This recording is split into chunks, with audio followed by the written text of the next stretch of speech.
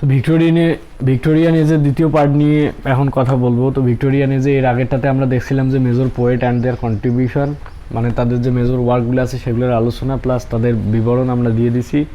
তো এখনকার পার্টে আমি কথা বলবো ভিক্টোরিয়ান ওমেন নোভেলিস্ট নিয়ে। তো ভিক্টোরিয়ান ওমেন নোভেলিস্টদের মধ্যে তোমরা অনেকেই এদেরকে চেনো। জর্জ ইলিয়ট আছে, শার্লট ব্রন্টি আছে, ইমিলি ব্রন্টি, জেন অস্টিন। তো জর্জ ইলিয়টের মোটামুটি সাইলেস মার্নার নভেলটা তোমরা জানো। শার্লট ব্রন্টির জেন এওয়ার আছে, এটা পড়তে হবে। ইমিলি ব্রন্টি আর জেন অস্টিনের প্রাইড অ্যান্ড প্রেজুডিস আছে। আর ইমিলি ব্রন্টির যে বইটা সেটা হচ্ছে উইদারিং হাইটস। তো মোটামুটি এই চারটে বইয়ের আলোচনা এখানে করতে হবে।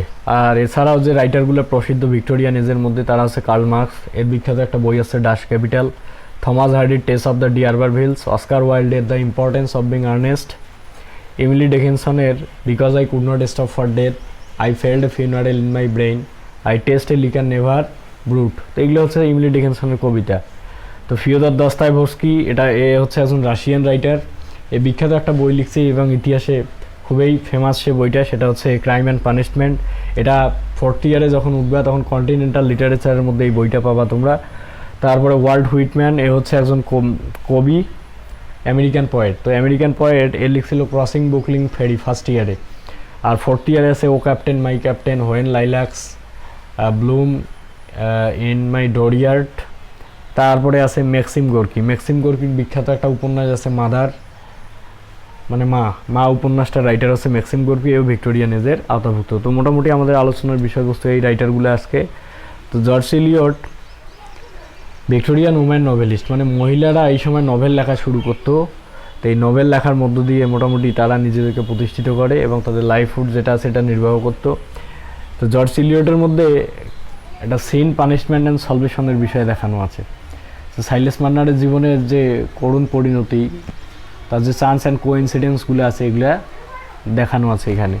তারপর শার্লট ব্রন্টির জেন আয়ার, এটা হচ্ছে অ্যান অটোবায়োগ্রাফি অফ জেন আয়ারের অটোবায়োগ্রাফি, এটা তার নিজের জীবন বৃত্তান্ত এখানে বর্ণনা করছে।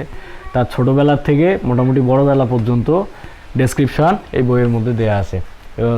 মানে কি, তার ছোটোবেলা থেকে সে যতক্ষণ পর্যন্ত তার লাইভলিহুড আর্ন করা শেখে নাই ততক্ষণ পর্যন্ত। জেন আয়ারের বাবা মা তার খুব ছোটোবেলায় মারা যায়, সে তার আঙ্কেলের বাড়িতে মানুষ হয়, হ্যাঁ, মিসেস রিডের বাড়িতে, মিস্টার অ্যান্ড মিসেস রিডের বাড়িতে।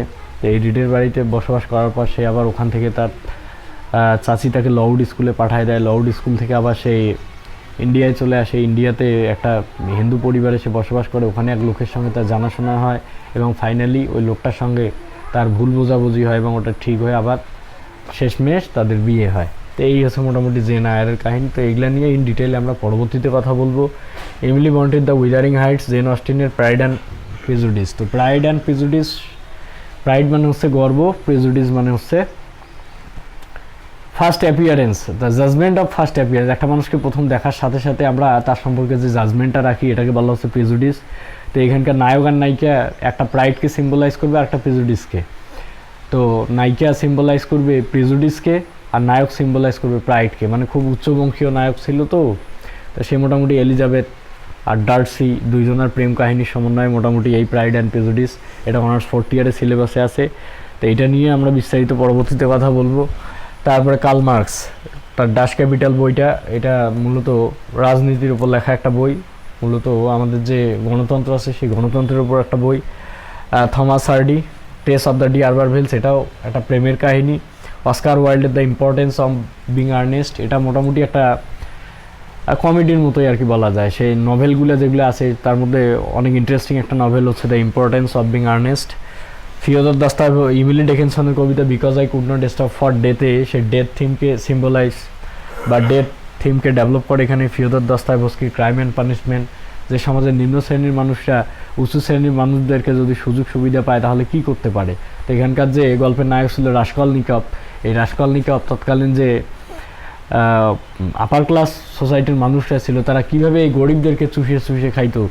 তো এই চুষে খাওয়ার থেকে অব্যাহতি দেওয়ার জন্য রাসকলনিকভ কী করল, তার সোসাইটিতে বসবাস করা সব থেকে যে ধনী মহিলা ছিল তাকে হত্যা করে এবং হত্যা করার কারণে তাকে মোটামুটিভাবে শেষমেশ মৃত্যুদণ্ড দেওয়া হয়। তার একটা মনের আক্ষেপ ছিল যে আমি আসলে এই সমাজের উচ্চ শ্রেণীর যে মানুষগুলো আছে তাদেরকে এভাবে সেটে দেবো যাতে তারা অন্তত লোয়ার ক্লাসদের ওপর কোনো অন্যায় অত্যাচার বা নির্যাতন করতে না পারে।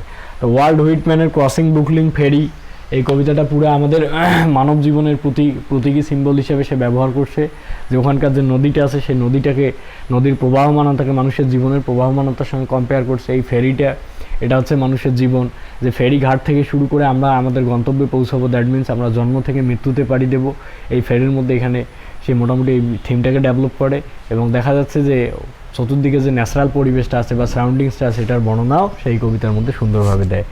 তারপরে ম্যাক্সিম গোর্কির মা উপন্যাস, যেটা অনেকেই তোমরা পড়ে থাকবা, যদি না থাকে বইটা তোমাদের কাছে, তাহলে বইটা কিনে অবশ্যই তোমরা পড়বা, খুবই গুরুত্বপূর্ণ একটা বই। এই মা উপন্যাসে আসলে মা কেমন হওয়া উচিত সেই স্বরূপগুলা তুলে দেওয়া আছে, বা মায়ের প্রতি আমাদের কেমন দায়িত্ব কর্তব্যগুলো আছে এগুলার খুব সুন্দরভাবে আলোচনা করা আছে। তো এছাড়াও ভিক্টোরিয়ানে যে আরও কিছু প্রমিনেন্ট রাইটার আছে, তার মধ্যে লিও টলস্টয়ের নাম আমরা শুনেছি অনেকেই। তার বিখ্যাত বই হচ্ছে ওয়ার অ্যান্ড পিস, এর confession, Anna Karenina. Samuel Butler Iliad and ওডিসিকে গদ্যরূপে ব্যাখ্যা দেন এই স্যামুয়েল বাটলার। তারপরে এদিকে মার্ক টোয়াইন আছে, মার্ক টোয়াইনের বই হচ্ছে the adventures of Tom Sawyer. তো এছাড়াও এদিকে আরও বই আছে, Nathaniel Hawthorne, the scarlet letter, dark romanticism, এই দুইটা বইয়ের রাইটার হচ্ছে মোটামুটিভাবে ন্যাথানিয়েল হ্যাওথর্ন। তারপরে এদিকে আর তেমন কোনো প্রসিদ্ধ রাইটার নাই। এই সমস্ত ব্যক্তির জীবনী এবং তার যে মেজর ওয়ার্কগুলো, এগুলো আমরা জেনে নিলাম। তোমরা অবশ্যই এই ওয়ার্কগুলোর নাম মনে রাখবা, এবং কোন রাইটার কোন কোন বইগুলো লিখছে, এটা রেইনড্রপসের যে হিস্ট্রি বইটা দেওয়া আছে সেখানে খুব সুন্দর করে দেওয়া আছে, তোমরা অবশ্যই এটা মুখস্থ করবা। আর এখান থেকে যে দুইটা প্রশ্ন আছে সেই দুইটা প্রশ্নের শিট আমি তোমাদেরকে পাঠানোর ব্যবস্থা করতেছি, তোমরা কোশ্চেন দুইটা দেখে নিবে, তাহলে আরও অনেক বেশি বুঝতে পারবা। আর এটা পড়ার পর কারো যদি কোনো জায়গায় সমস্যা থাকে তাহলে অবশ্যই আমাকে বলবা, আমি সেগুলো সলভ করার চেষ্টা করব। তো আসলে অনলাইন ক্লাসে এত বেশি দেওয়া সম্ভব না, তো প্র্যাকটিক্যাল ক্লাস যখন আমরা করবো ইনশাআল্লাহ কোনো একদিন আমরা রুমে ফিরবো, ঠিক সেই সময় মোটামুটি ইএসগুলো নিয়ে আবার কথা বলবো। আর তোমাদের যে মূলত সমস্যা যেটা হচ্ছে যে তোমরা ডিসাইড করতে পারতেছো না তোমাদের প্রবলেমগুলো কোন জায়গায়, কেউ বলতেছে ড্রামা প্রবলেম, কেউ বলতেছে পোয়েট্রি প্রবলেম, আবার এগুলোর লেকচার দিলে কেউ বলতেছে পুরান লেকচারগুলো করাচ্ছে।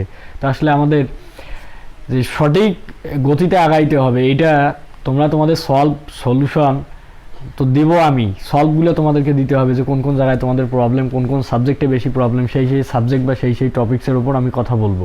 এটা যদি দেও আমাদের বা আমার জন্য সুবিধা হয়। আর তোমরা অনেকে ক্যাপ্টেনকে রেসপন্স করতেছো না, ক্যাপ্টেনকে রেসপন্স করতে হবে। যদি অনলাইন ক্লাস ভালো লাগে তাহলে বলতে হবে যে হ্যাঁ কন্টিনিউ করেন, আর যদি ভালো না লাগে তাহলে বলতে হবে যে অফ করে দেন। তো আসলে অনলাইনে ক্লাস নেওয়া খুবই কষ্টকর একটা ব্যাপার। তো এত কষ্টের মধ্য দিয়ে তোমাদের এই প্রাইভেট প্রোগ্রাম চালানো, আর তার উপর তোমাদের যদি রেসপন্স না থাকে তাহলে এত সবের কোনো মানে হয় না। তো এই হচ্ছে মোটামুটি কথাবার্তা। তোমরা ভিক্টোরিয়া নিউজটা খুব ভালোভাবে দেখবা, পরবর্তীতে তোমাদের সঙ্গে আরও অন্য বিষয় নিয়ে হাজির হব।